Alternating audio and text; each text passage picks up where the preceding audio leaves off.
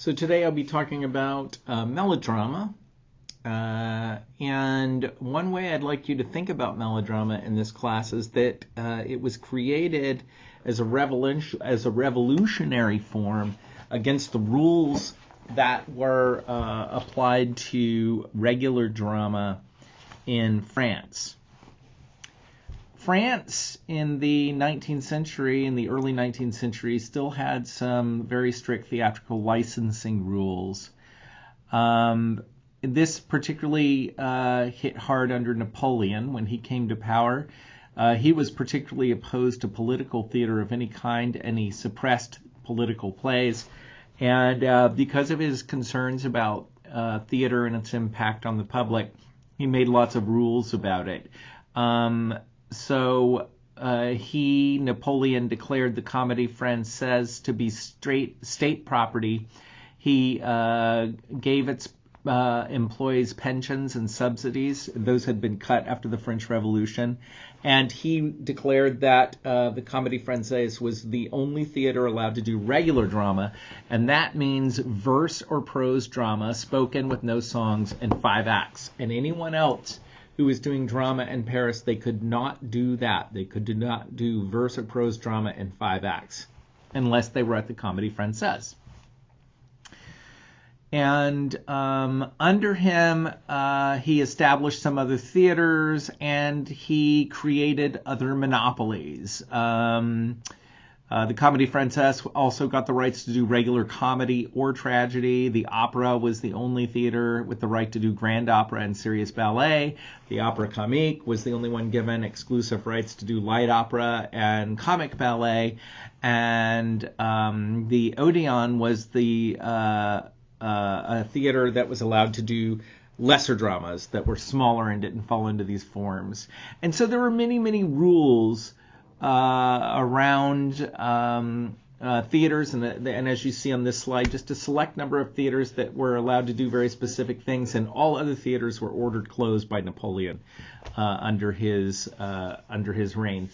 And this lasted until the uprising of 1830, in which new changes were brought out. But until 1830, theaters were required to produce works that were assigned to their particular houses, and it was illegal and not tolerated to encroach on other theaters' form. So there was a great bit of theatrical suppression in Paris under Napoleon and up to about 1830, which, as you will remember, is the time when Hernani caused a riot, if you've seen my lecture on Romanticism. Anyway, it was during this time, under this really suppressed time period, that melodrama was invented. Melodrama had a 3-act structure, and it included not only spoken words, but also music and song. And it became established as a new genre of music. And it blended the elements of regular drama, the 5-act structure, with musical entertainments. And so this was a response to the rules, since the theaters that wanted to do regular drama couldn't do regular drama. They broke the 5-act structure into 3 acts and then threw some music in, and voila, there you have it. They were able to present something pretty close to regular drama. Now, melodrama, many people will say that melodrama was invented in France, but it did get popularized first in France. But in fact, many people say that the first melodrama was actually a German language play called Misanthropy and Remorse that was written in the late 1700s by a German writer named August von Kotzebue. The play was not called a melodrama, but it had many of the characteristics of melodrama.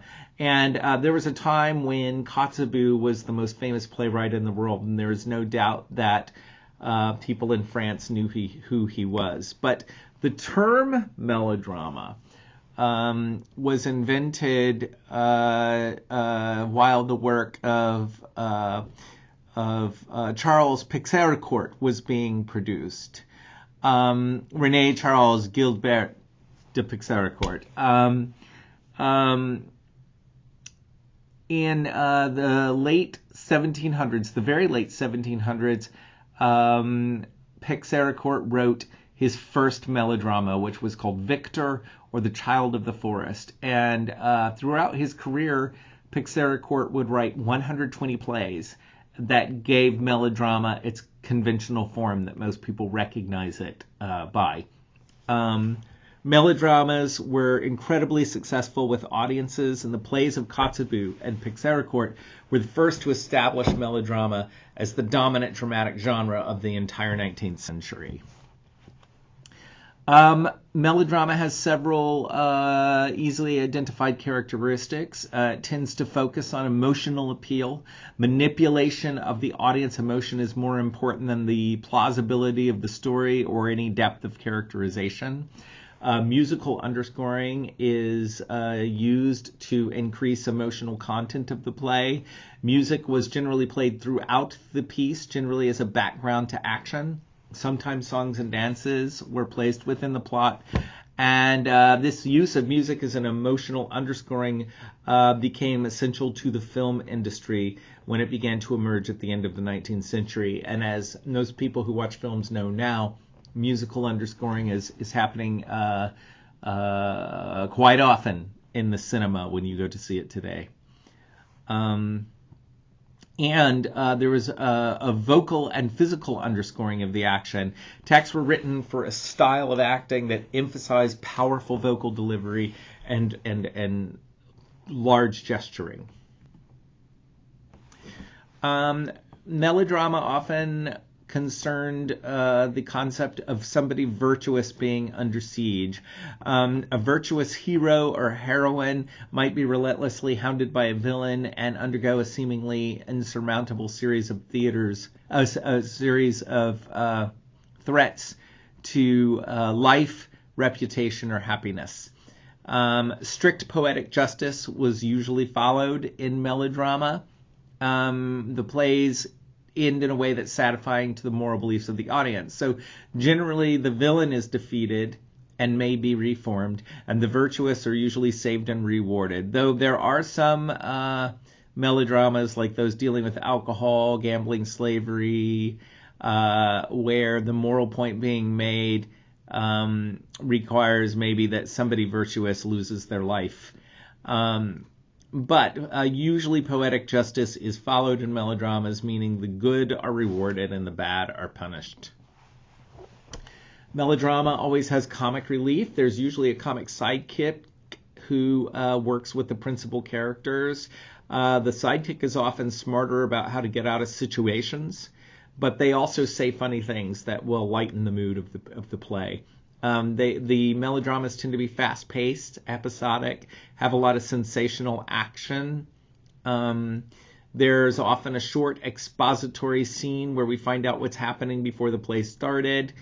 And then the story progresses quickly with all the important events occurring on stage in front of the audience, and there's often elaborate spectacle. It was in melodrama where somebody gets tied to a railroad track by a villain. That's the sort of action we see in melodrama.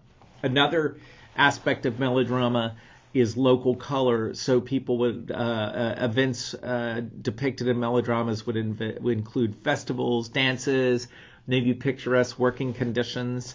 And there are many typical plot devices that are used in melodramas. Lots of fortunate coincidence meetings, concealed identities working, startling discoveries, sudden reversals of fortune, all kinds of plot devices add excitement to melodrama. And each act ends with a strong climax, a cliffhanger effect usually. Melodrama was a 3-act structure in its original form. Melodrama was successful for many reasons. It could be understood and enjoyed by the least sophisticated of theater goers.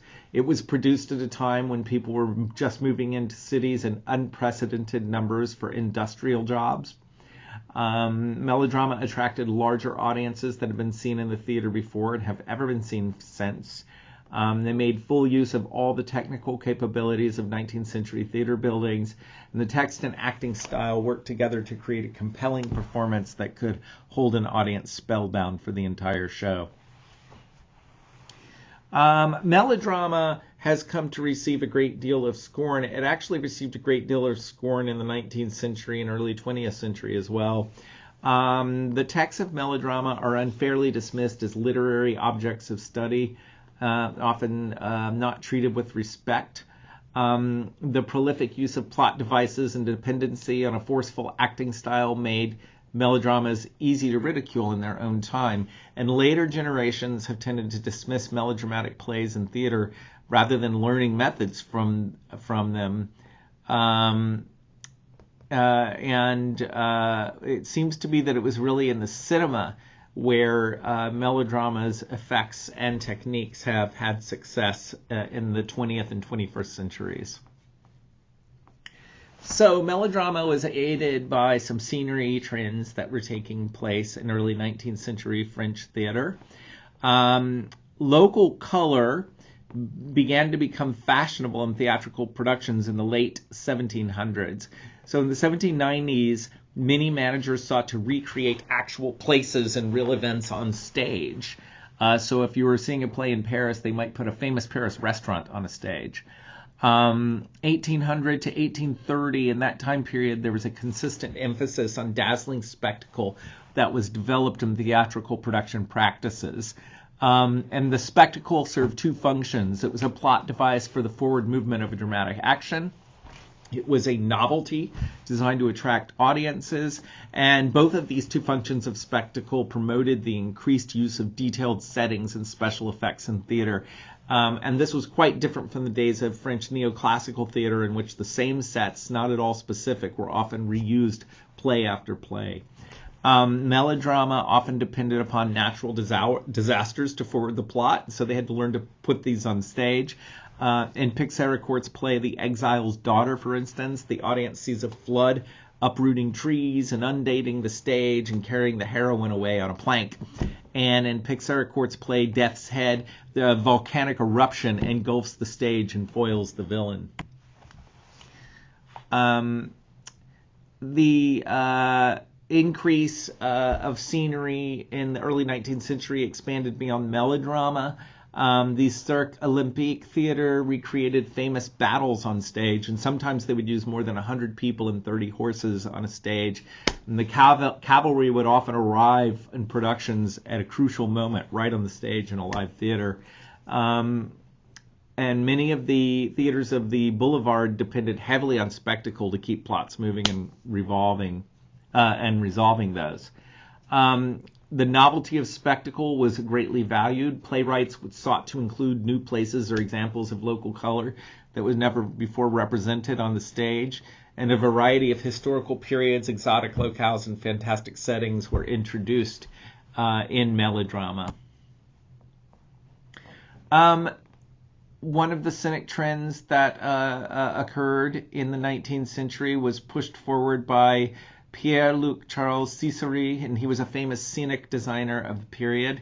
He depicted the favorite themes of the time. He would create quaint local places, nostalgic ruins, picturesque historical milieus. Cicéry designed for the Opera Comique, Comédie Française, Porte Saint-Martin, the Panorama Dramatique, and pretty much all the major theater houses of Paris Cicéry worked in, and his detail and his focus on local and quaint color influenced theater making from that time period. And we really see an increase in scenic design and scenic painting in that time period. One notable figure from the 19th century in France is Louis-Jacques Daguerre. He excelled at the panorama. In a panorama, the audience would sit in the center point inside a circular building with walls encompassed by continuous painting that gave them an excellent view in every direction. The Panorama Dramatique Theater was where Daguerre did his panorama work, and it had a repertory made up of entirely panoramic spectacles with only two characters maybe that would appear in front of them. Daguerre innovated with the diorama. The spectators would sit on a platform which revolved every 15 minutes to reveal one of two different paintings, each one 71 feet wide by 45 feet high. And by controlling light, dioramas could seem to change, showing, for example, the gradual change from fair weather to storm or from day to night and other conditions. Daguerre created a diorama of double effect, which was a forerunner of the modern scrim, and parts of the scrim would be painted on the front and parts on the back and on a translucent cloth, and light changes would make details or disappear based on how the light was affecting the paintings. Just like scenery became more detailed and local and historically accurate, the same happened in costuming in the early 19th century in France. In particular, costumes became increasingly realistic. There was one star actor, Talma, who in particular did a lot to promote realism in costumes. In 1787, he startled the audiences by appearing in a toga with bare arms and legs, and this was the first known attempt in France to achieve an authentic classical dress in theater, and this was considered very shocking at the end of the 18th century, but as Talma continued his career into the 19th century, this sort of realistic costuming became more and more customary and expected. Comedy continued to be performed in contemporary dress until 1815, but after this, 17th century dress began to be adopted for old plays like those by Molière. Mademoiselle Mars, a famous actress of the period, refused to wear 17th century attire in her Molière plays, and she would continue to wear the contemporary fashions on stage. But she was a big star, but she would stand out when she was trying to do Molière with other actors in this time period. Everyone else would be in 17th century garb, and she would be there in contemporary clothing. By the 1840, critics were very scornful of any anachronism of historical or inaccuracy in costume. So for the critics, historical accuracy became more and more important as the 19th century moved on. The lighting trends in the early 19th century included one major innovation in particular, and that was gas lighting. In 1822, gas lighting was introduced at the opera, and the flexibility and the greater intensity of gas light soon led other theaters to adopt it. In 1843, the Comédie Française installed gas lighting, and even then, this theater retained all its footlights because the actresses there considered gaslight too harsh. And the greater control over the intensity and the direction afforded by gas encouraged more realistic lighting effects in theater. Since no spotlight had yet been invented, theatrical lighting remained focused primarily on general illumination. The auditorium was generally lit as brightly as the stage, which had been the case in European theater since the Renaissance.